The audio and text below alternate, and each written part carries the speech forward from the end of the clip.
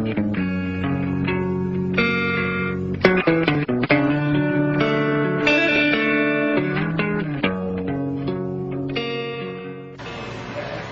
day, ladies and gentlemen. This is Megan Carter with the Kodo Report, and it was my happy privilege to travel to Los Angeles to visit with Mr. Jordan Maxwell. He is one of the world's foremost authorities on occult symbolism and the New World Order and Illuminati. He has spent more than 50 years researching the subjects we're going to talk about today, and he's written numerous books and recorded a number of videos, all of which are available on his website, jordanmaxwell.com. His books and videos include The Book Your Church Does Not Want You to Read, The Basic Slideshow Presentation, Dawn of a New Day, Priesthood of the Illus, and many others. Without further ado, I bring you Jordan Maxwell. Thank you for having me here today. Thank you for inviting me. I think I'd really just like to sort of jump right into it and to talk to you a bit about the history of symbolism, and a bit about the symbols that we sort of see every day right there in your face, and people are not recognizing what they mean or why they're there. Yeah, that's a very big problem. We've been so propagandized and trained in schools. We've been trained in our homes and in schools to jump when the bell rings. You know, that's all school is to teach you how to jump when the bell rings. You know, you're in one class, the bell rings, that means you get up and go to another class, you do this and you do that, and then the bell rings. So that's all schools are designed to do, is to teach you how to jump when the bell rings and your masters tell you what to do. And so the same thing is true in our vision. You know, the Bible scripture that says where there is no vision, the people perish. That's what's happening with the world. That scripture is really interesting. It says where there is no vision, the people perish.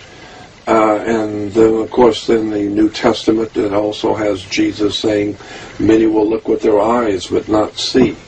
So that has always been a problem for thousands of years. The great mystics and the great religious writings and teachers have always talked about how people do not see things. Unless you point it out to them, they're going to go right past symbols and emblems and never even suspect what they're looking at. And unfortunately, in America, especially, even when you point things out to Americans, they don't even care.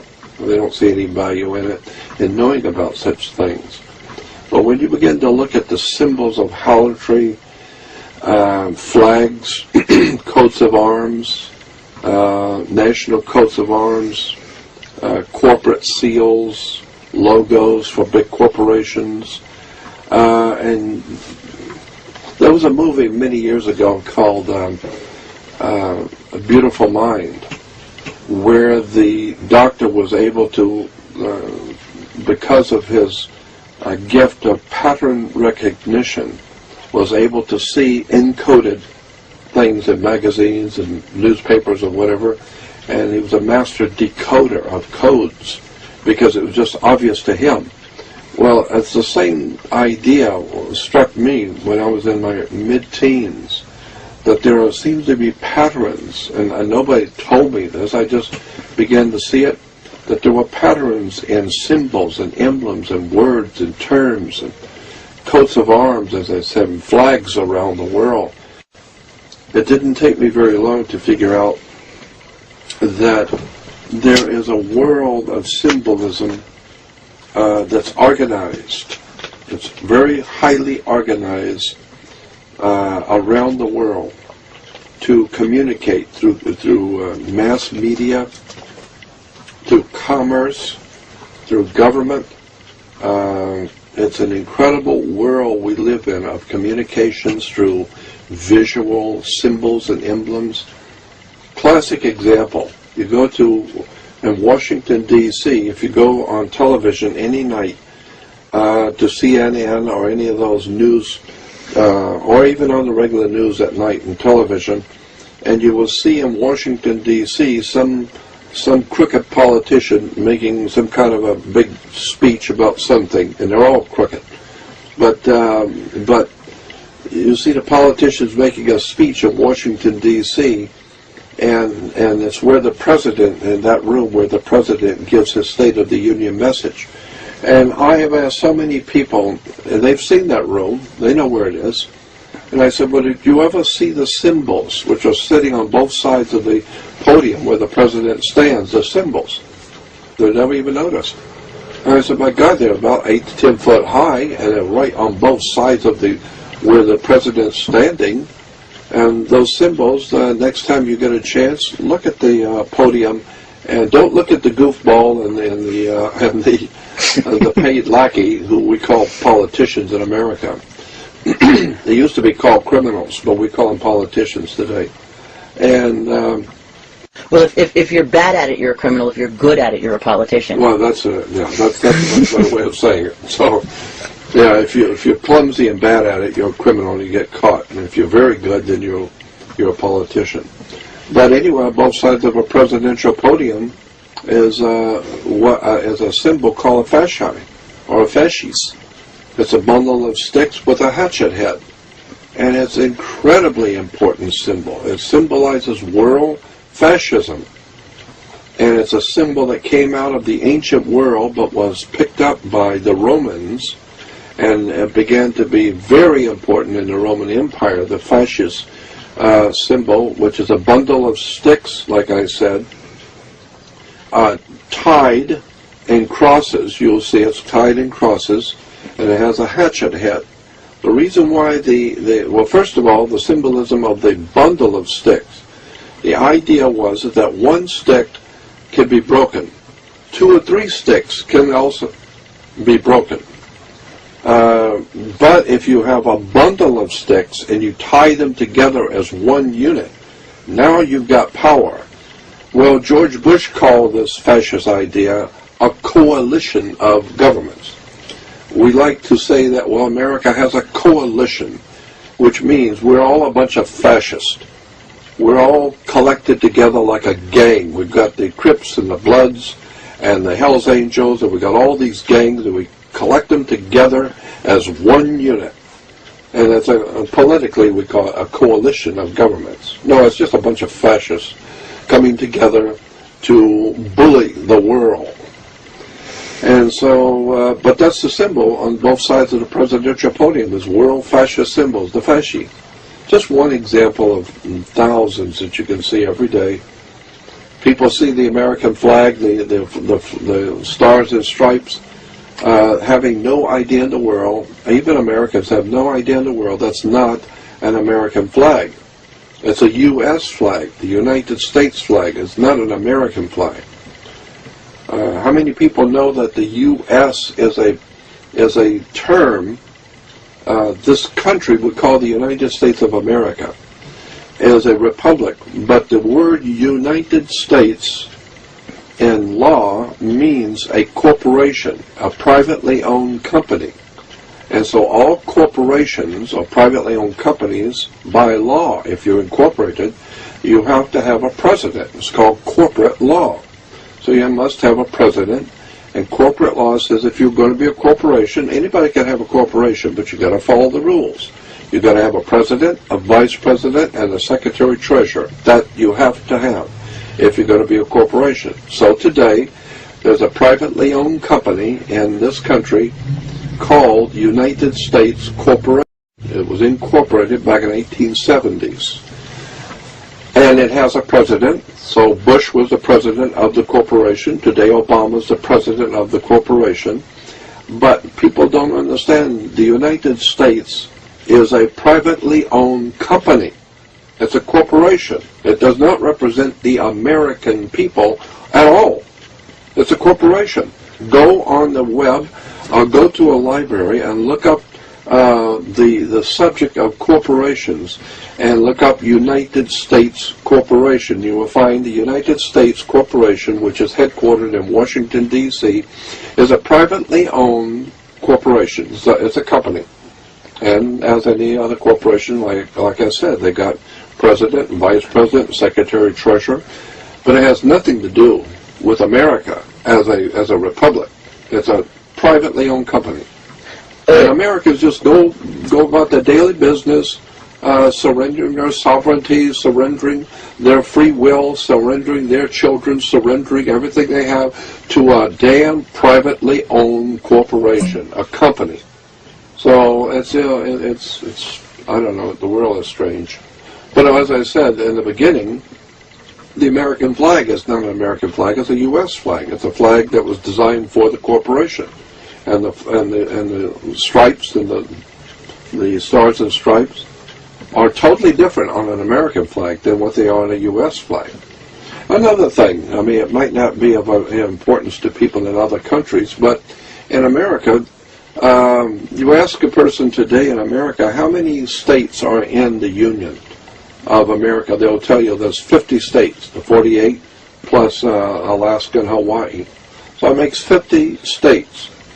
Actually, in point of fact, any good corporate attorney would tell you, no, there's 100 states in the corporation, not 50, because there are 2 states within California. Within every state, there are 2 states. There's a state of California, and then there's a California state. Cal State is a very familiar term to Californians. We have Cal State universities, Cal State utilities, Cal State police. We have California State. California State, and of course in New York you have California or New York State. We'll say you'll go to New York State University or New York State Police, but there's a world of difference, legally and lawfully, between California State or Cal State New York and the state of. The state of New York is totally different than New York State.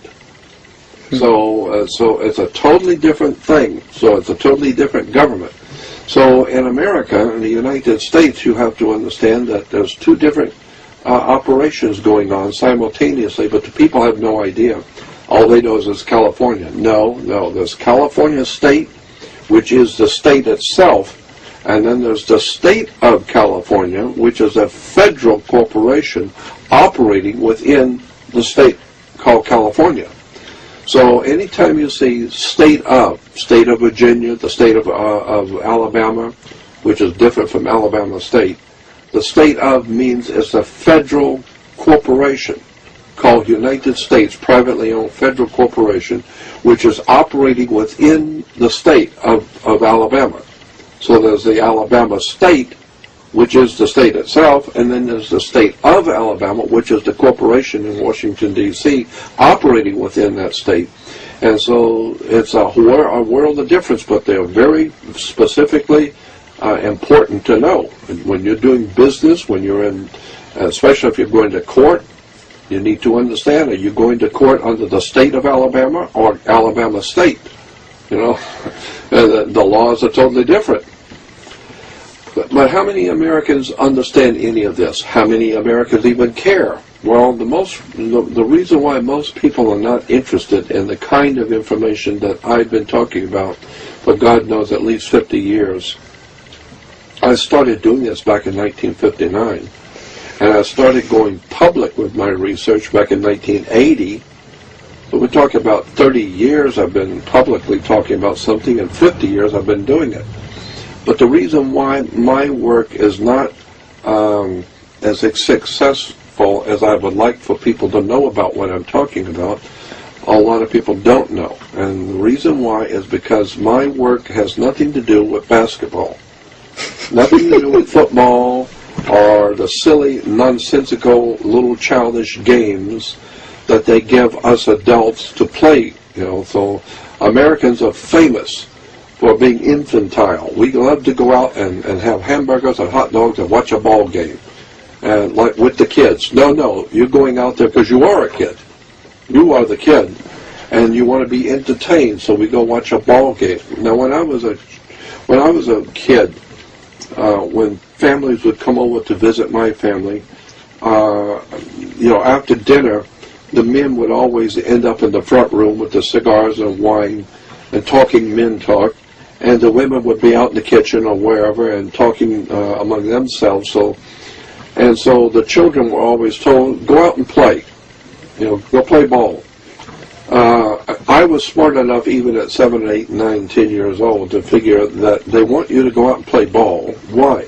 Because they're adults and they want to talk about something adult that they don't want you hearing.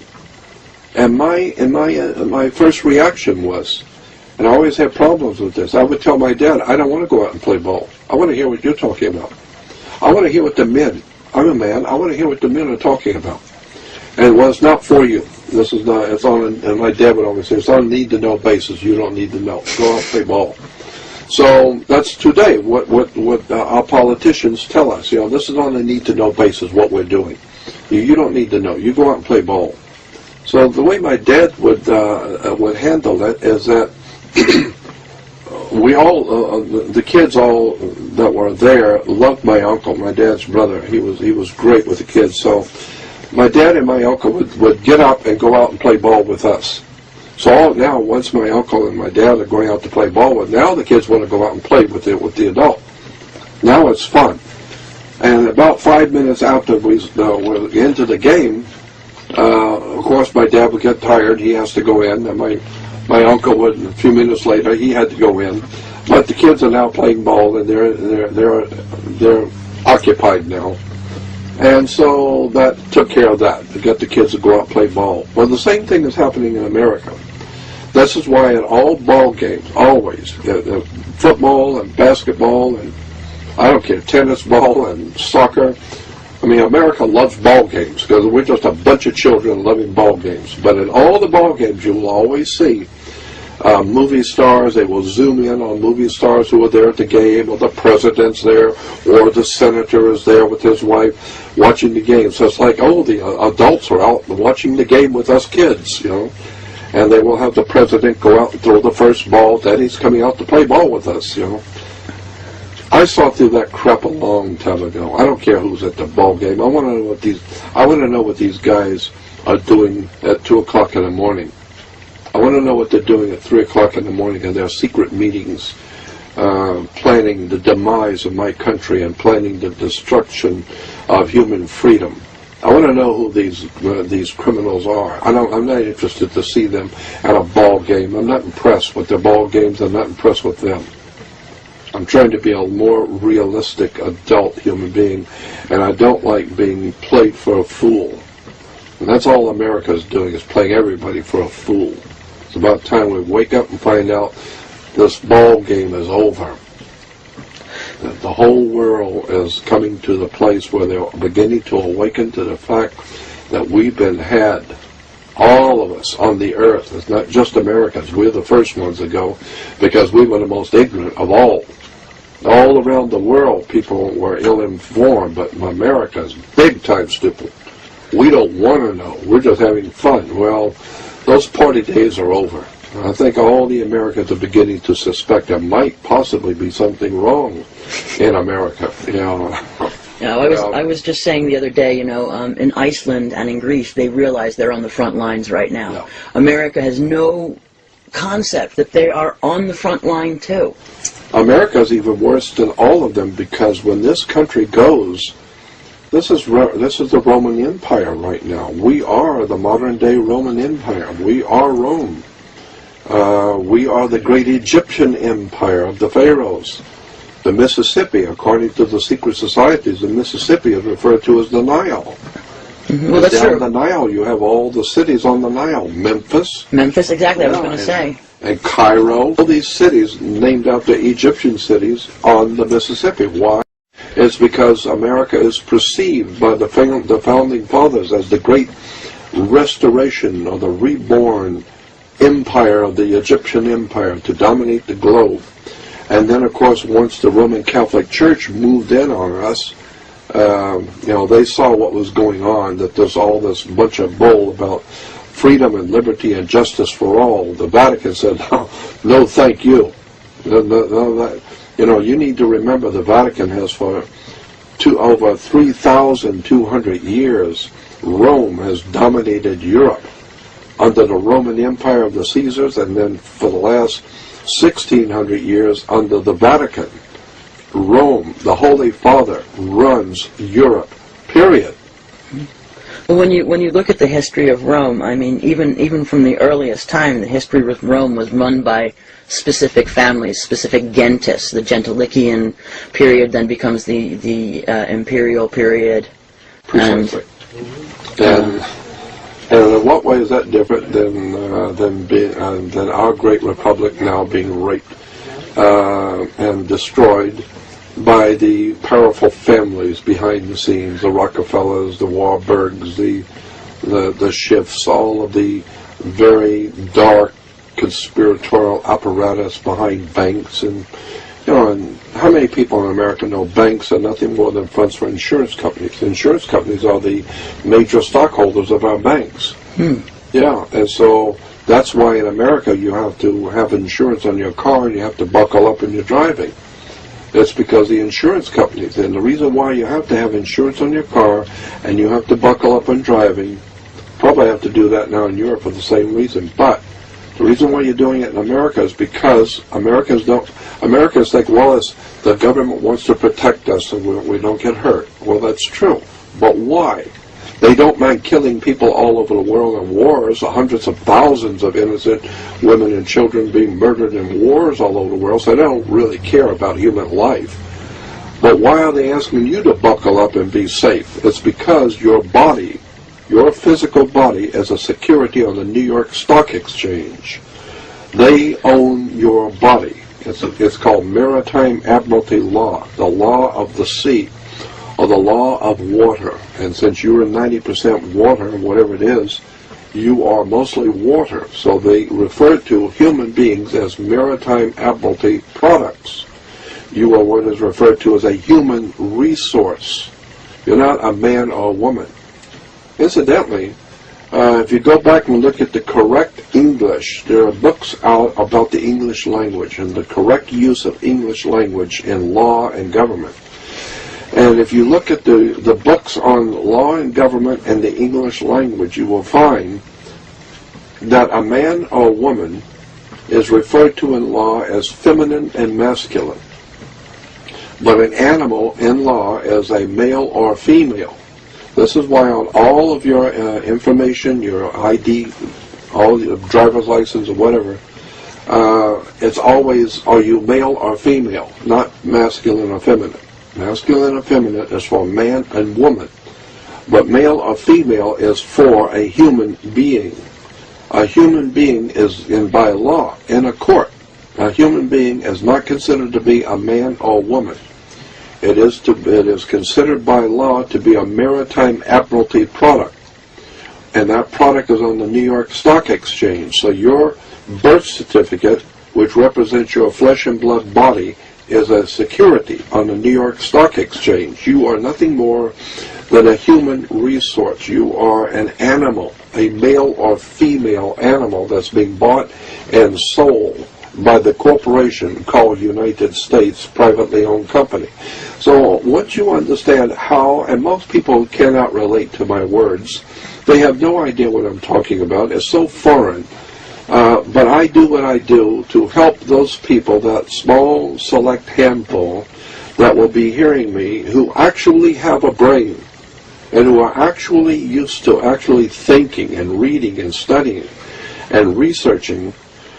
That's who I am appealing to. Just that small, minute handful who want to know the real truth about how the world really works. Because once you understand how this tune is played, we call government, commerce, international operation of government, education, military, it's all business, just like the mafia says. I don't have anything against the mafia at all, but I love that one saying that they had, is very famous. The mob will tell you when they get ready to kill you, this is nothing personal. You know, like in the movie Godfather 1, when Michael and the Godfather, they're all sitting around with the attorney in the front room, and the attorney says, Michael, this is not personal, Michael. It's business. It has nothing to do with personal. So the killing of people around the world is nothing personal. It's just business. It's commerce. We're doing business. And sometimes, we ask a country if they will do something, and they will sell us this or do this or not for us, and they say no. Well, that's okay. We'll just send in the Marines and whip your ass, and then we'll take it. And again, looking at the symbolism, if you look at the flag again that's sewn under the military uniforms, all of them always have the maritime fringe on the gold fringe around, and they're backwards. Yeah, they're always backwards. Most people don't notice that. They're backwards. I mean, I understand what upside down means. That's right. Upside down means something distress. Like that. That's right. But to put it backwards and then to indicate that it's maritime law. I mean, what have you got to do with maritime if you're the Army? That's right. Well, actually, the Army is a branch of what is called internal security. General Motors, Ford Motor Company, all Sears, all big corporations in the world have something called internal or in-house security. In-house security means that big corporations have their own little police department. And so if they catch you stealing something or doing something, they will apprehend you right there right there in the factory, right there in the store. They have their own security. Now they can't put you in jail, but they can hold you and then call the authorities and turn you over to the authorities. But the point being is that they have the right and the authority to arrest you with the in-house security. That's their property. That's their corporation. They own the property, and you have done something, stole something, or broke something, or whatever. They have the right by law to arrest you and hold you for prosecution and give you to the authorities. So it's called in-house security. So the United States Army, the Navy, the Marines is what we call in-house security for the corporation called United States, which is a privately owned company. So if you're in the Army or in the military in America, you're not working for the American Republic to protect America. You're working for a privately owned corporation. Wake up. Get a life. That's why all over the world, our military or the military of the United States think that they are out there to protect America. And they're supposedly out there to protect the Republic. In what way is American military today in any way, shape, or form protecting the great Republic of the United States of America? In what way are they protecting us? They're out all over the world doing whatever it is they're doing in all the countries of the earth, and the few that are here are now on the streets with guns to make sure we are in compliance to the masters of our country, to the communist or Nazi SS Gestapo masters who own America. Our people are now being herded around like animals by the military, who are nothing more than in-house security for a private corporation. I think the whole world situation is just incredible. I don't have any words for it. The only reason I'm telling you all of this is because I'm 70 years old and I'm not going to be here much longer. And I just feel it's an idea whose time has come to tell the people what's really going on. You've been had. The whole world's been had, because there is no freedom, liberty, or justice anywhere. In America, it's a favorite saying in America, the judges will tell you there is no justice, there's just us. And so I don't have any faith in America, and anybody who really believes in American freedom and liberty and justice has not experienced America.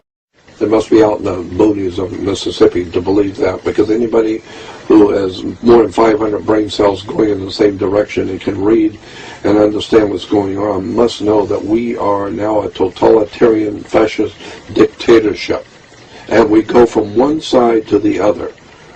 In America, you have the Democrats and Republicans. You cannot have a third party. I don't care how big you are. I don't care how much money you got. You cannot have a third party.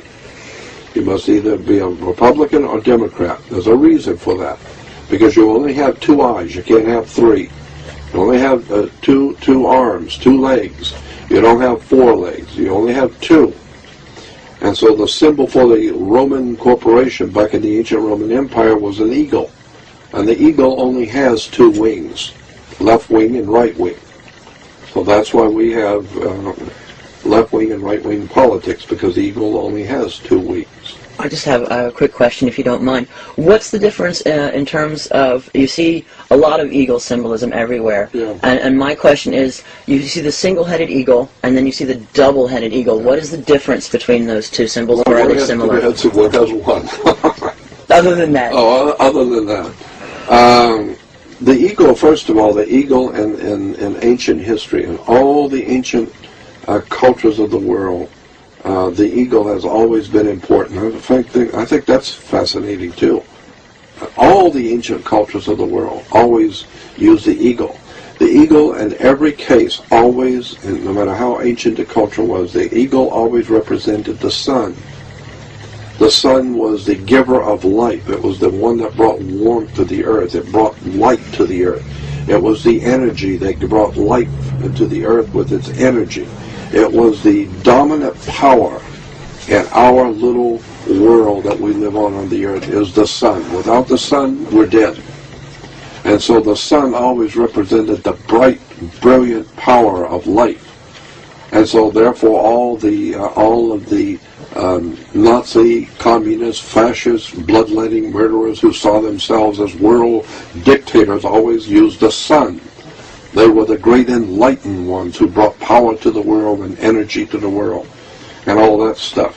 So the eagle originally represented the sun, which is very interesting because most of the secret societies behind world government are based on the worship of the sun. Like Christianity, that was nothing more. Christianity was nothing more than a cult, a very successful cult, but a cult nonetheless. The Christian church today is a very, and all Christians, I'm talking about Catholic and Protestant, all forms of Christianity that calls itself Christian are, in point of fact, a cult. But they're very successful. They got a lot of money and they're a very big cult. Well, I mean, so is, you could say the Mafia, La Cosa Nostra in Sicily is a cult. It's a private association. Criminal, but it's a private cult. And you have to join it. Well, no less criminal than the Vatican, certainly. And of course, the Vatican is the grandmother of all cults. So the Vatican is a lot more than you think it is. There's a whole story about that. But so the eagle represented the sun. The sun represents power on the earth and enlightenment. That's why all the enlightened, intellectual, brilliant people use the sun as a symbol for their enlightenment. But the double-headed eagle actually goes back into ancient history. Had nothing to do with Rome at all. I think it was Etruscan, and from I seem to remember that it was also used in the Middle Eastern countries like Iraq and Iran thousands of years ago. That's a very interesting subject. I've done some research on that many years ago, and I don't even recall exactly, but that's something for you to look up. The double-headed eagle, which of course is used in Freemasonry and Masonic orders, but it's also used in many other fraternal orders around the world, and government seals. The Germans, it's used as the symbol for the Vitesse football team in Arnhem, which the Germans call Arnheim. And when you look at it, you know, I think that if the Nazis were using it quite as much, and they're still in Germany using it today, even post-Nazi era, that it probably in some way would tie back to the Teutonic Knights as well. Absolutely. You can bet on that, yep. And it's interesting, too, is, you know, it's been proven over and over and over again by documentation that's been collected over the years by really top-of-the-line researchers in America and around the world, in Europe especially, that the Nazi movement is anything but dead, and that all the big German corporations like Mercedes and Volkswagen and all those big corporations, they're all secretly financing Nazi activity in Central America, South America, Brazil, Argentina. Argentina is getting a lot of money from these big corporations like Volkswagen and IKEA and Mercedes. And I've always been amused at how the Jews talk about the dirty, rotten Nazis, and yet all the Jews that I know in LA are driving Mercedes and and Porsches. What they don't know is that at a given time, all the doors will lock and the heaters will all go on. That's right, exactly. And nothing new under the sun. It's the same old stuff. People buy into those things that they don't understand. But it's a fact that the big German corporations today, like I said, those are just the ones that come to my mind. The big ones, corporations like Porsche, are, in point of fact, still financing the Nazi movement in America. Money is coming from those big corporations to secret societies, secret Masonic orders, in German orders in Central South America, Mexico, and here in America. We know that for a fact.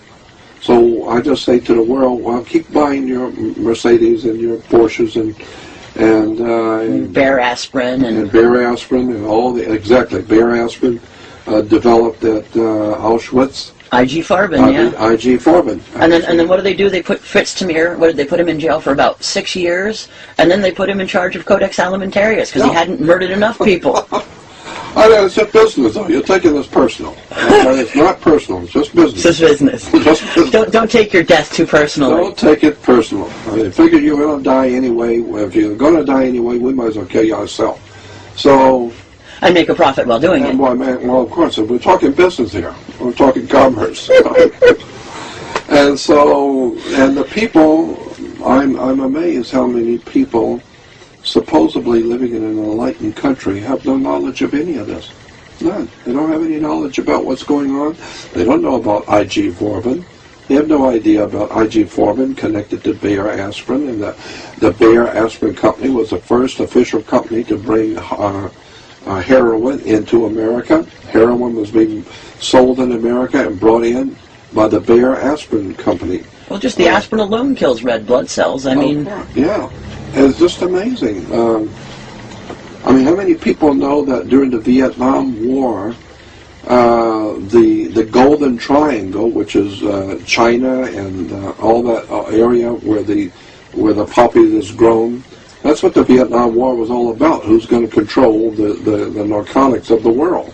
The same way that's what Afghanistan is about. You know, the Taliban shut down the heroin trade, and boy, the Americans had to get in there as fast as humanly possible. Immediately get in there. You can't shut down the opium trade and the heroin trade and all the narcotics and all the stuff that's going on in Afghanistan. That's money. And so the whole thing is for the control of drugs. Big money in that. Mm-hmm. And of course, I always add that, it's true, there's big money in drugs and all of this is high criminality, but there would be no drug trade at all if the people themselves weren't sucking it up. The Americans love drugs. They're into all kinds of drugs. And even if it's not a pill, they'll live their life for Hollywood. It's like a drug. It's smoking, drinking, alcohol, pills. Then, of course, the kids get into the heavy stuff, mainlining. So our great republic is on drugs and it's dying. And the people, the general public, does not want to hear this. They don't want to hear it. I go back to the Bible again, the Old Testament. There's a place where the people were telling one of the old prophets of Israel, they said, why can't you prophesy nice things for us? Every time you come around, for God's sake, you're prophesying we're doomed, we're going to die, God is going to take us out, and we're going to be destroyed. Why the hell can't you come once in a while and say something nice, not building? And so I think this is exactly right. This is why people don't want to hear the kind of thing I'm talking about. Because I'm just telling you what the truth is. Sort of ostrich syndrome. Absolutely. Most people cannot handle the truth. You're like in the movie. Was it Mike Nicholson? You can't handle it. Yeah. And young Tom Cruise, and Michael Nicholson says to Tom Cruise in the movie, he says, well, what do you want from me? And Tom Cruise says, I want the truth. And then that famous line, you can't handle the truth. You're not old enough. You're not man enough to handle the real truth. So many people don't even seem to be looking for it at all. They don't want to hear it. The one thing that people, I've said this many times in lectures, that people will always, and this is a secret, I'm going to tell you a secret, it took me 50 years to figure it out, but I'm going to give it to you for free. This is a secret, that people will always support financially and in every other way. People will always support what they want to hear, what they want to see, what they want to eat.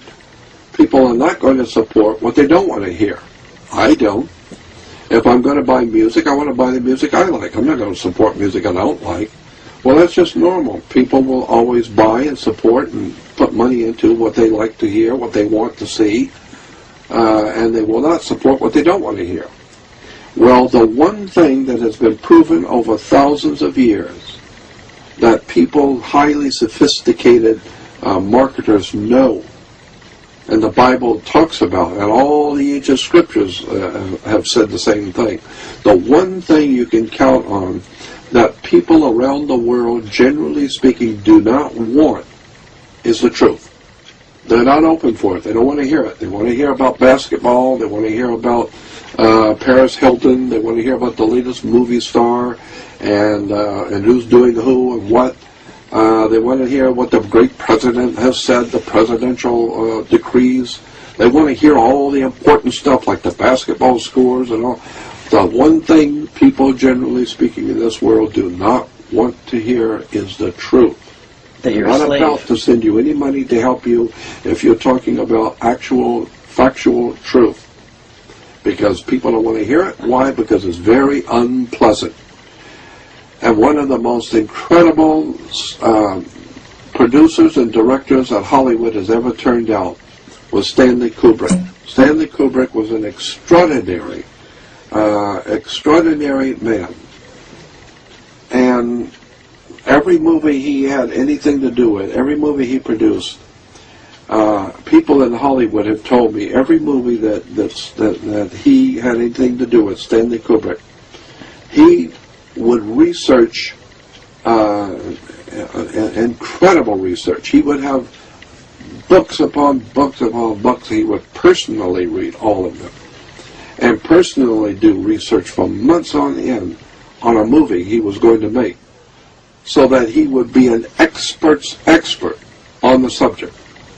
So if you want to find fault with his movies, you're going to have to really look. This guy's done his homework. That's what got him killed. That's exactly right. That's what got him killed. Because his movie, Eyes Wide Shut. Eyes Wide Shut. All the horror movies I've ever gone to as a kid, I was scared to death, and all the sci-fi movies I still like, all these scary movies, nothing has ever frightened me, more legitimately frightened me as an adult than Eyes Wide Shut. That for me was a movie that 3 times I rented it because it's Stanley Kubrick. I wanted to see it, but 3 times I rented it, and I got to the place in the movie where that very sophisticated European guy is dancing with Tom Cruise's wife or the girl, and he's a highly sophisticated guy, and he's playing this young girl. And when I saw that, I turned it off because I know where this is going. I already know. This guy is not looking for sex and with a young girl. No, this guy is devious. This is human sacrifice kind of stuff. This guy is really bad. And I knew it. I could just tell by the music and tell by the look on this guy's face. I don't want to see this. This is dark stuff. This is demonic depravity. And as it turns out, the 4th time I got the movie again, and I decided no matter how bad it is, I want to see this movie because Stanley Kubrick is sensational and I want to see what he's done. Now I know why it's called Eyes Wide Shut, because that movie shows you something about real life, how these people in power really live. And they don't mind having to kill a prostitute as part of the ritual. They couldn't care less. They rape and plunder, and then after they're through with you, then they will kill you. And then they take off the mask the next day, and they're your top attorneys, your politicians, your doctors, and all of the cream of society, but at night they belong to secret societies, put on masks, rape, and if necessary, child porn, and kill, and sacrifice. I can take you to a place right now up on Coldwater Canyon. Coldwater Canyon and Mulholland Drive, back in the wood area. I've been there twice, not doing any rituals, but I've been taken there by people who were a part of this ritual, and took me up there to see it one time. And there is actually an altar of sorts built up, on some kind of an altar with all the bricks are all laid out and then leveled out, and you can see blood on the altar. And there was human sacrifice there. And I've been told also that they have human sacrifice by people who are involved in it. I've been told that they have human sacrifice over in Glendale in a place called Eagle Rock. So even today, in modern day California, we have human sacrifice, child sacrifice. It's happening right now in LA. Well, they just caught, what was it, something like a dozen people with child pornography on their computers that held high positions in the Pentagon. So this stuff it's widespread through the Catholic Church, through the military, through the government. You look at on the earth. You look at the information from people like DeCamp. Yeah, absolutely. And it's just, the first time you come across it, it's almost staggering. It almost beggars belief that there would be so many people with this little empathy for other human beings. And as you get into it, it's so in your face. In the church, all the symbols in the church are sexual, but Christians don't know that. I mean, they talk about the anointed one. Do you know what anointed means? Have you ever looked up the word and see where it came from? Usually, it was they would anoint these sort of lingam type stones with oil. Right. Precisely, anointing. They got the word. So when you hear that, well, Jesus was the anointed, and so was anointed, and even today, you will hear Christians talking about their ministers, well, he's one of the anointed. Anointed was a sexual act, where in the ancient world, males before sex would lubricate their sexual parts with oil. So they would smear oil on their penis, and so it was an anointing. And this is what it was to lubricate the male before sex. So that's what the word anointing meant. And it still means that today, anointing. And then when you look at the word church, where does the word church come from? This church sounds so holy. Like I said, there's nothing holy on the earth. Well, doesn't that come from the Celtic Kirk? Yeah, of course. Exactly. And the church in the English comes from the Celtic word kirk, K-I-R-K, or K-E-R-K, kirk. That's why there's an old Christian hymn called Kirk of the Valley. Kirk is a Celtic word. Church is the English word.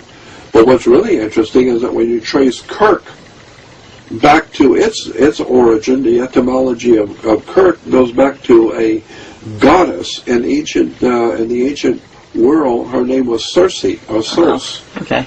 And she was called Mother Circe, or Mother Circe, in the ancient Greek legends. And Circe becomes Circe, and Circe becomes Kirk, and Kirk becomes church. But what's important about this is that go back and look at Greek mythology and Mother Circe. She was able to hypnotize people, bring them into her home, close the doors behind them, and take their minds away, so that they no longer knew where they were or who they were. She would take their minds away magically, and it goes on to say in mythology that she would then eat them. She would eat they would turn them into pigs and animals, and then and would live off of them. That was Mother Circe, Mother Circe, Mother Kirk, Mother Church. And so today, that's exactly what's happening. Mother Church is magically bringing people in with all their entertainment dancing and singing, and all the strong men breaking timbers with their hands and busting ice with their heads, and all that silly antics to get the young people and people to go to church. And so she brings people into the church, then she shuts the door behind them and symbolically takes their brain away, so they don't read, they don't think, they don't question, they don't know, they don't understand, and they don't need to. And takes their brain and takes all their sovereignty away from them. And now they close the door behind them, so they can't get out. You can't get out once you go to church. You've got to be there. And so now you have no knowledge, you have no sovereignty, you have no brains, you have no knowledge, you have nothing. You don't know from nothing. You just go to church. And then she feeds off of them. Well, that's exactly right. I mean, the people in the churches are giving hundreds of millions a day to churches all over the world, while the priests are sitting there behind the scenes with their boyfriends, smoking their cigars. And that's why priests wear long robes. The long robes of a priest represented the planet Saturn. Robes were a woman's dress, and so men are wearing a woman's dress because it has to do with the male inside the female. The outside is the female, and inside is the male. And when you go into any church, you will always see the arch of the doors and the arch of windows. Mm-hmm. The arch is the female, yeah. And so you're going into her, the mother. Yeah. There's the arch, which is the female. And you're going into the female mother church. The entire superstructure of what we call Christianity, period, is a sexual ritual cult based on mushrooms, sex, and hallucinogenic drugs back in the 1st century, and all of the menagerie teachings of the church. I'm not talking about the encoded message of Christianity. I'm talking about the church today. Yeah. The church today is a disgusting cancer on the body of world politics. It's a disgusting, because, again, I go back to the scriptures where it has Jesus saying, by their fruits you shall know them. Look at the fruitage of what the Catholic Church and the Protestant churches around the world, look at the fruitage of their presence. What have they given to the world? They have given to the world Adolf Hitler, Nazism. They've given to the world, don't make no mistake about it, Hitler was Catholic, and all of their high officials in the Nazi Party were all professing Catholicism. They had to, because they were Germans, and Germany was Catholic. And there was a large Protestant congregation, a large Protestant also in Germany. Well, the Protestants jumped in, supported the Nazis too. So the Catholic, Protestant, Christian establishment, world establishment, is nothing more than a very sorry, dirty establishment on the earth. And it's filled with sexual innuendos, drugs, drug trafficking, not just modern day criminality. I'm talking about the very foundations of the Vatican. Go all the way back and begin to see the symbols and emblems that the old popes wore hundreds and hundreds of years ago. What the Christian symbolism of 700 years ago, what those symbols were. Most people have no idea in the world that for the first 600 years of Christianity in Europe, and in the Middle East also, the first 600 years of Christianity, there was no man on a cross, period.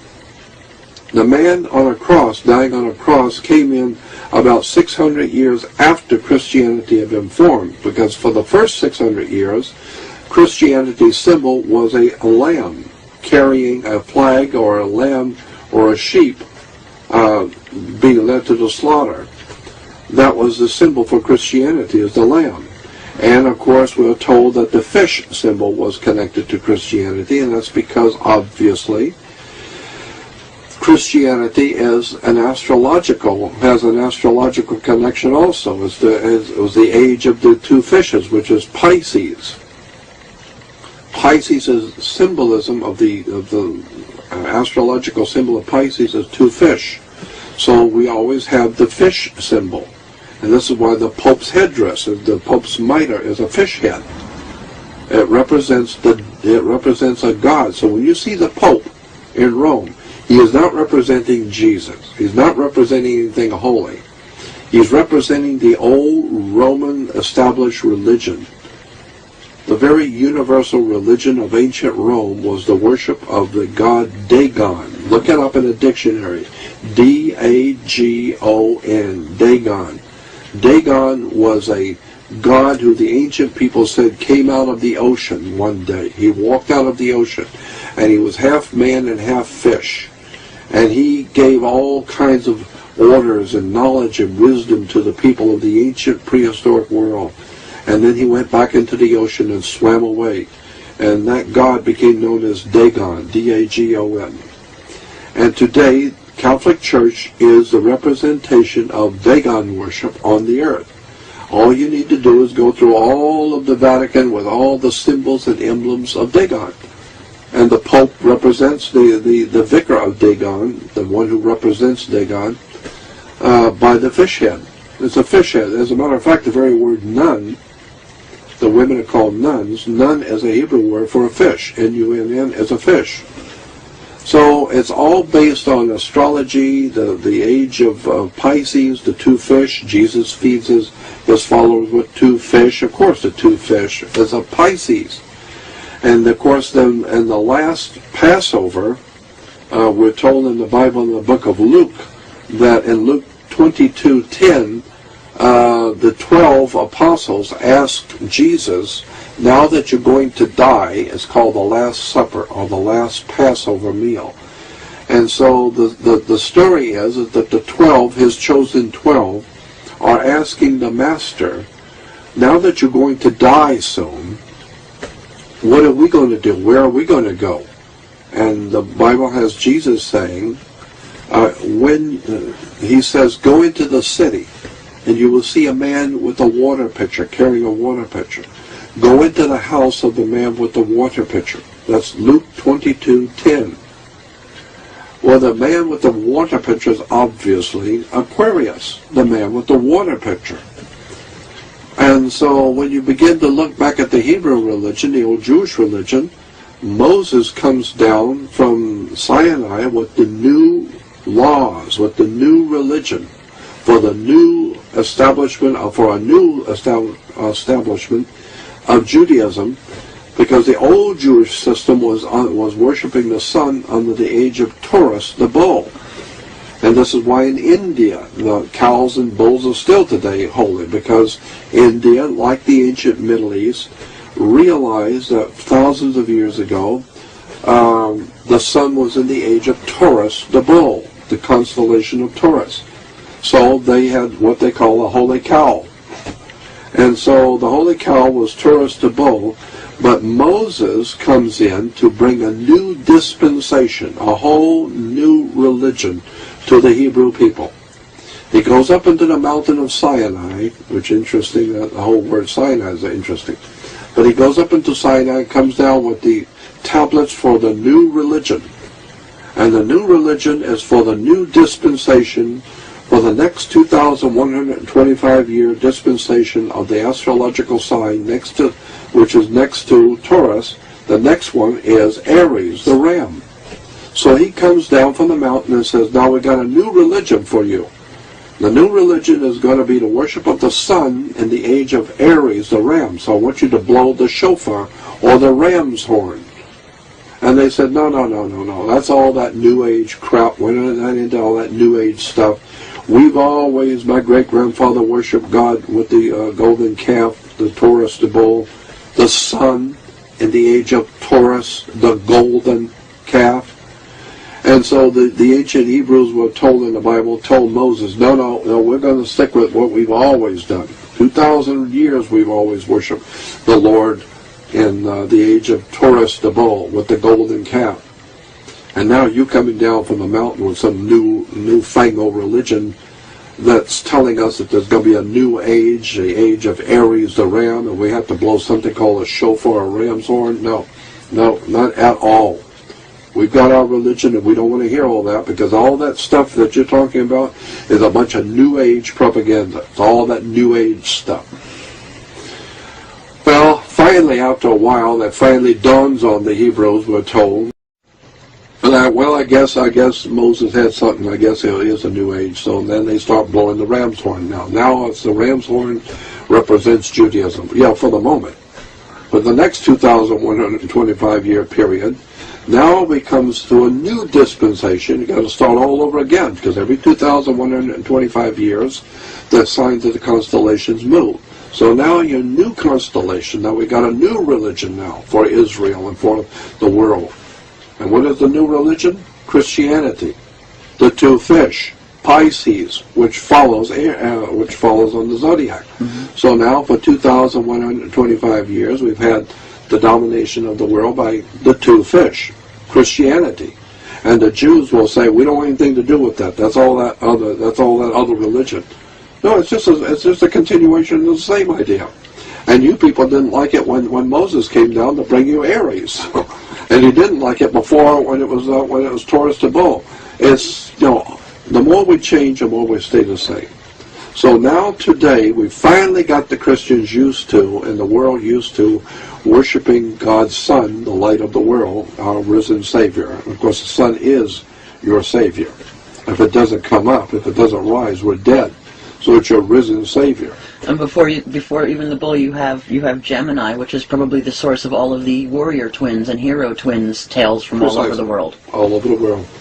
I mean, very prevalent in Native American mythology. So when you begin to see how today, now after 2,125 years, not immediately today, but very near in the future, we're going to, if Jesus were here, very near in the future, he would be celebrating the Last Supper again. The last Passover meal in the age of Pisces, the two fish. Well, what's going to come after? Well, he told you, go to the Bible and look in the Bible book of Luke 22:10, and he told you a long time ago, go into the house and find the man with the water pitcher, and go into the house of the man with the water pitcher. So what it's saying is it's telling Christians all over the world, get ready, because the age of Pisces, the two fish, that I fed people with two fishes, that's over. It's a new religion coming in now. It's going to be called the age of Aquarius. And the symbols, all this, they're going to have to pull down the cross and the man on the cross and all that stuff, pull it all down and put it in a warehouse somewhere, a government warehouse, because you're going to have to start coming up with a new symbol for all churches around the world. And Judaism has got to come up with a whole new series of symbols coming in the next couple hundred years. I won't see it, but you can bet it's going to be here in the next couple hundred years. You will begin to see in all churches, and if there are any churches, there most likely will be astrological temples, because they're not going to be able to call it a church. And the synagogues will also have the same symbol. All the symbols, all the churches and synagogues will begin to have a symbol of a man with a water pitcher, because it's the new age of Aquarius. And of course today, Christians will badmouth you for being all this new age, crazy new age stuff, and all that new age crap about the age of Aquarius. Well, supposedly in the Old Testament, that's what the Jews were saying, that's what the Hebrews were saying about Moses. He's coming down to bring the new age of Aries, to blow the ram's horn, and they're still worshiping Taurus, the golden calf. And so, like I said, the more we change as humans, the more we stay the same. We're still just as ignorant as we've ever been. We're even more stupid, I think, than the people who come before us. Okay, just to backtrack, just a hair. We were talking earlier about anointing. Yeah. One would think that the necessity to anoint one's phallus would not be for procreative sex, but for anal sex. I mean, assuming that the female is ready and willing, one would not necessarily need to anoint oneself with oil. That's true. I think you probably have a point there. The implication is there, yeah. So that's one thing. The other thing is, you were talking about these solar cults and certainly terminology. Yeah. And when you look at the term Lucifer, I mean, even in numerous languages today, Lucifer is still a match. It's a fire. It's a light. potentially, how does that connect into the Well, sun? the Christians talk about this evil devil. Devil is nothing more than a D in front of the word evil. Write evil and then put a D in front of it becomes devil. So it's just a word. D in front of the word evil is devil. The word God comes from the root word that we get from good. So you take an O out of good, becomes God. Well, obviously God is good, and devil is evil. It's just words. It's just a manipulation of your mind using terms and words. But Lucifer, in the Bible, the only reason why today Christians associate Lucifer with the devil is because of the translator Jerome. Saint Jerome, the Catholic translator, who took the old scriptures and translated them into Latin for the church, for the Roman Catholic Church, translated the scriptures. He was called Saint Jerome. And he is the one who translated the scriptures and gave us what we call the Latin Vulgate. There's a lot of depictions of him in Malta. Yeah, right. And so when you understand that it was Saint Jerome who mistranslated the word Heliel, H-E-I-L or H-I-E-L, it can be spelled different ways. We find that word in the Bible book of Isaiah 14. I think it's Isaiah. Is that Isaiah 14? Yes, Isaiah 14, 12 through 14, where the scripture is talking about Lucifer, and oh, how you have fallen from heaven, you son of the dawn. Lucifer. Lucifer was a word for the planet Venus. Venus was always referred to in the Latin world as Lucifer, because it was the bringer of the dawn. That's what the scripture says in Isaiah 14, 12 through 14. O Lucifer, how you have been cut down, you was son of the dawn.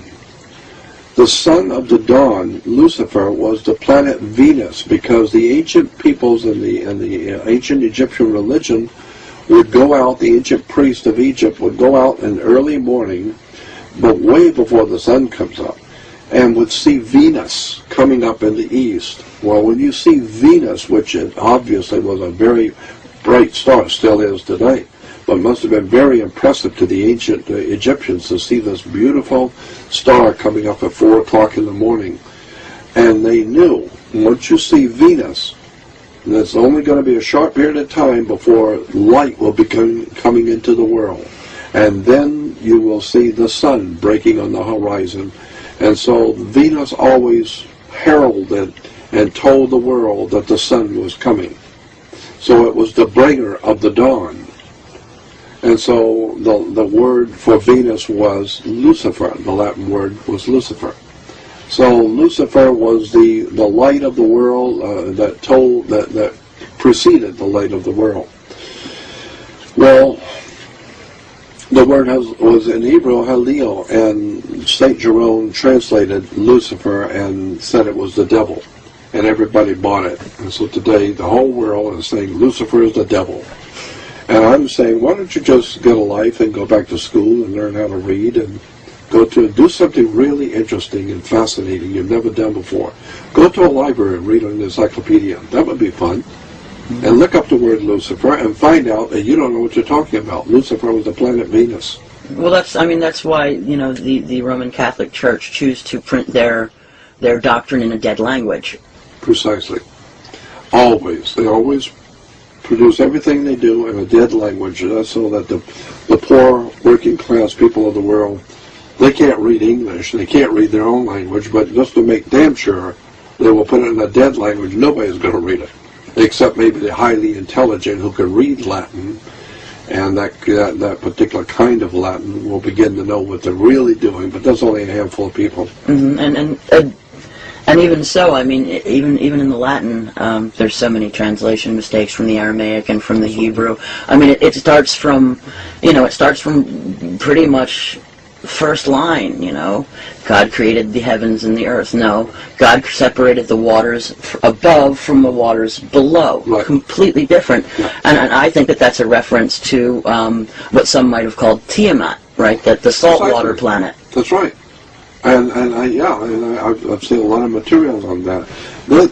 You'd be surprised. The King James version of the Bible, the translators of the King James version were very good with the King's English, obviously, but they didn't know that much about Hebrew. So they were good with the King's English, but Hebrew they weren't that hot on. So they mistranslated a lot of Hebrew words that today we have a better understanding what those words meant in Hebrew, and we look at the King James Bible and we mistranslations. But people, we don't care about the mistranslation. That's what we believe. It's astonishing how many Jews are running around thinking it's a monotheistic religion. I know. It's incredible. It's not monotheistic. It's henotheistic. Yeah. And the rabbis... More than one God, you get to pick one. That's right. I mean, I got that from rabbis. They said, well, actually, in point of fact, I mean, you want to get technical, which nobody does, but if you want to get technical, the Hebrew religion is like all the other religions, is not monotheistic. When you look at Judaism, Christianity, and these very, very successful religious movements, and look at the words and terms that they're using, and go to a library and get an encyclopedia, you begin to see where all of these things have come from, and it's just a play on words. And unfortunately, people love to give themselves over to things which are entertaining. Well, I should say this. I should say also that in saying that, I am not in any way saying that Jews or Christians are not good people. I'm not saying that. I'm talking about the conceptual organizations, the corporate organizations that are running the earth today, the Catholic Church, the Jewish establishment on the earth, the Islamic establishment on the earth. I'm not talking about the Arabic people, or the Jewish people, or the Christian people. And my mother and dad, who passed away, they raised me to be Catholic, and so I don't have anything against the religion of my mother and father. I don't have anything against the people of Judaism, Christianity, Islam. I'm just a realist who's spent all my life looking at books and reading and studying religion, theology, and mythology, and I realize that so much of our religions are just man-made corporate stories. But I need to add to that I have the highest of regard, and I have lived my whole life with the highest of honor and regard for spirituality. I am totally convinced that there is such a thing as God. I don't know what God is, but I know what it isn't. It's not on TV. And it has nothing. God, whatever God is, has nothing whatsoever to do with TBN or Jan Grouch or money-making goofballs who are dancing around the stage with their effeminate gay haircuts and their diamond rings and singing all the hymns and entertaining the masses. No, that's not Christianity. That's not spirituality. That's showbiz. And those people are as corrupt and evil. I have a friend who passed away just recently, a dear and a highly intelligent guy. He was a PhD. He had a PhD in the Dead Sea Scrolls. Dr. Alan Snow.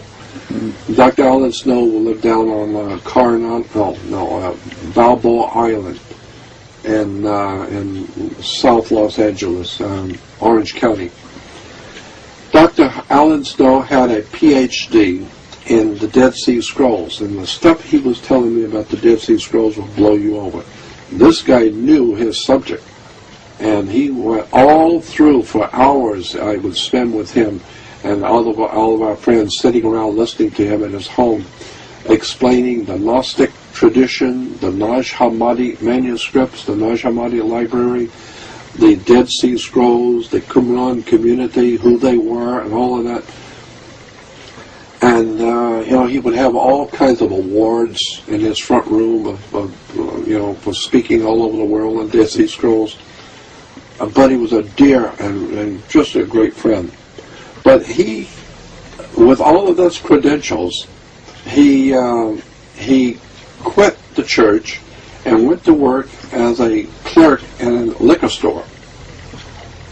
And that's what he was. He was behind the cash register at the liquor store. And I asked him, I said, what is going on here? He said, well, I found out the real truth about the Nag Hammadi manuscripts and the Dead Sea Scrolls, and started doing all the research into the occultism and the mysticism of religion and the church and Christianity and Judaism. I just throw up my hands and give up. Nothing is what they say it is. None of it. None of it is what they say it is. There was no ancient Israel. Ancient Israel never existed. There was no such a thing as ancient Israel. There was no such a thing as Jesus. None of the teachings of what we call the church or in Islam also. Islam, I have no doubt in my mind that there was never a man named Muhammad. I don't think a Muhammad ever lived. I think it's just a story. I think the Vatican came up with a great story for the Arabic people, and I think the Vatican and the Jesuits were highly intelligent, crafty people who came up with a story and sold it to the ancient Arabic peoples called Mohammedanism. I don't think Muhammad ever lived. I think it's provable. And I think the Vatican came up with the whole story for the Arabic people. What's the deal with the big black asteroid that they walk around? Yeah, I know. Yeah, that's the worship of the meteorite. It's incredible. And Mecca. I mean, I love the Arabic people. I've been to Egypt 3 times. I've been around the Middle East. I don't have anything against Arabic people, but since we're talking about Jewish religion and the Christian religion, we've got to bring in, because they're part of the people of the book. Well, yeah, it's the Abrahamic religion. Of course, it's the Abrahamic religion. And then you find out there was no Abraham. There was no Abraham, Isaac, or Jacob. There's a rabbi. There was an Ur. that they had. The city of Ur did exist, but Abraham... Yeah, there was a city of Ur, of course, because we know it was a city. That's where we get our word in America, urban development. Urban development comes from the city of Ur, because it was highly developed. But for Abraham, there was no Abraham. There was the Brahmins in India, and the Brahmins, from a Brahma, we got Abrahma, or Abraham, and Saraswati becomes Sarah, so now you got Abraham and Sarah, which was actually a goddess, which a lake or a river was named after in the ancient Hindu. And so Abraham and Isaac, well, as I was going to say, a very high-ranking rabbi in America. I don't want to use his name, but there's a very high-ranking rabbi in America. And I used to have carry-on conversations with him back in the mid-'60s. And I asked him, I said, tell me the truth, Rabbi. Was there an Abraham, Isaac, and Jacob, or a King David, or King Solomon? Did these people actually, in fact, live? And he says, look, give me a break. It's a religion. Christians have got a religion. Muslims have got a religion. All the world's got a religion. So I'm a Jew. I got to have a religion, too. It's just a religion. So I said, no, but that's not answering the question. Was there an Abraham, Isaac, and Jacob? He says, no. That's a triune concept. God is always a triune God. You have Brahma, Vishnu, Shiva in India. You have Abraham. You have Osiris, Isis, Horus in Egypt. You have the Father, Son, and Holy Ghost in Christianity. So, and of course, Nimrod, Semiramis, Tammuz. Exactly. In many other religions, you always have the 3 triune Godhead. That's because of the triangle, the 3 names of God, the triangle, the pyramid. And he says, so our Abraham, Isaac, and Jacob was nothing more than Brahma, Vishnu, Shiva, Osiris, Isis, Horus, Father, Son, Holy Ghost. Well, we got to have a triune God too, but we can't have any of those pagan gods. So we came up with Abraham, Isaac, and Jacob. And so I said, well, then there was no Abraham, Isaac, and Jacob. He said, well, was there Brahma, Vishnu, Shiva? And I said, no, it's a concept, it's an idea. I said, well, that's what Abraham, Isaac, and Jacob had. They never lived. There was no such people. Now, wouldn't the triangle also be tied in a way to the concept of the alpha and the omega, in that the triangle is the smallest possible volume and the circle would be the largest Right, absolutely. Yeah, because there's a lot of science behind the alphabets and how we got those different alphabets. Yeah, that's interesting as well. The flame alphabet of Hebrew and the cuneiform, and then how that was. I mean, when you look at the Semitic languages, they all start with cuneiform. Akkadian being the first one. After Sumerian, the Akkadians come in, and then you've got the Hittite, the Sumerian, the Assyrian, the Babylonian, the Hebrew. But I also just recently found out that the modern Maltese language is a Semitic language. Yeah. Well, that's another. One other point I'd like to make is that when we hear people talking about anti-Semitic, that's a misnomer. Only ignorant people would use that term, anti-Semitic. People who are educated should not use that term, anti-Semitic. There's a world of difference between being anti-Semitic and anti-Jewish. Anti-Jewish is one thing. Anti-Semitic is a totally different subject completely. Semitic is a bloodline of at least 13 different races of people. 13 different peoples of the world are classified as Semitic. So if you say you're anti-Semitic, or somebody calls you anti-Semitic, it means you're anti-Arabic, you're I mean, you go down the line, go to any good dictionary and look up Semitic, and it will give you all the names of the races of people in the world who are Semitic. And so to call someone anti-Semitic is very foolish, it's very ignorant. You can tell the education of a person. If they say something against a Jew, they're not anti-Semitic, they're anti-Jewish.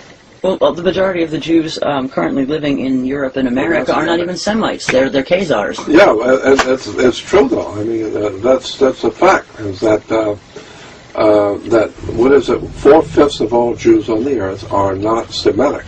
Only 1/5 of the Jews on the earth are Semitic, and that 1/5 is just part of a whole line of Semitic races and people. So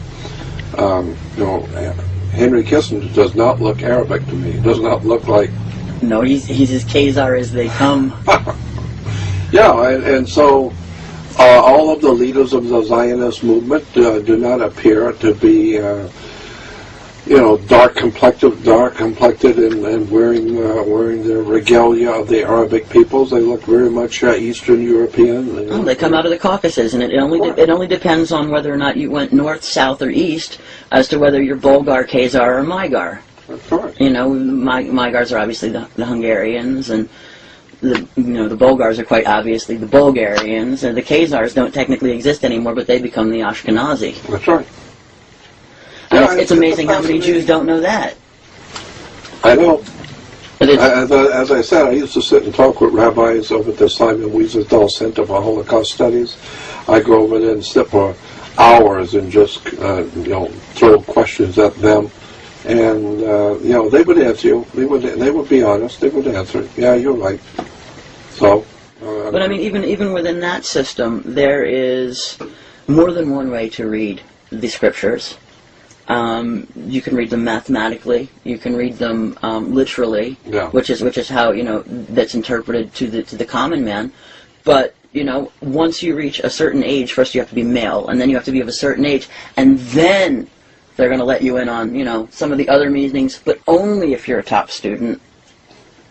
Yeah, the more we change, the more we stay the same. That's what it's always been. Well, it was like I was saying to you the other day, that made me think of, why Tutmosis, and then I see the Moses above your head there, and it made me think, oh, well, maybe Tutmosis is related to Moses, to Moshe, to the priesthood, and maybe that's the reason that they're showing Tutmosis as that particular pharaoh in London. Yeah, and of course, if you go back to Mount Sinai, I mean, I've got a whole bunch of information on that on my video about Moses. Plug your videos. Huh? Oh yeah, I got a lot of controversial videos. At best, they're controversial. Just go on my website, jordanmaxwell.com. JORDAN, like the river, Jordan Maxwell. MAXWELL, jordanmaxwell.com, and go to What's New. There's a button at the top that says What's New, And if you're going to go on my website, go all through it. There's all kinds of material there. Most people don't see because they don't go through my website.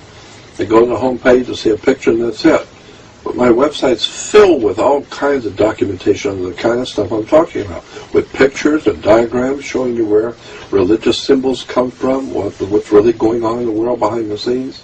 All right, now I just have to ask one more question, and I promised a good friend of mine who was on Skype with me today. He said, "You're going to see Jordan Maxwell. I have a list of questions," and I said, "I will ask one for you." And he was interested in the priesthood of the Illis, which also is a nice little illustration above. That he's read that and he's absolutely fascinated by it, and he wanted to know a little bit more about the Druidic connection between current day society and how that manifested. Oh yeah, no, that's one heck of a story. I'm sorry to hit you with that at the end. For hours, that could.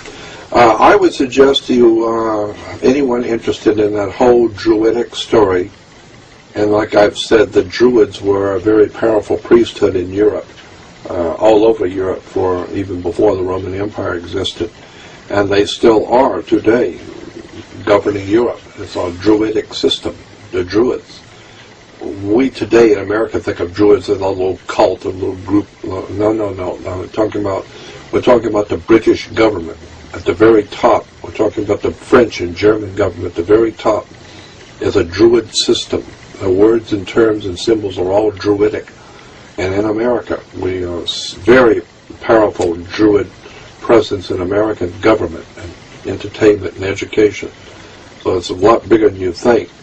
And as I've said once before, that one of the most important symbols in the Druid religion was a magic wand, like Merlin the magician with his magic wand.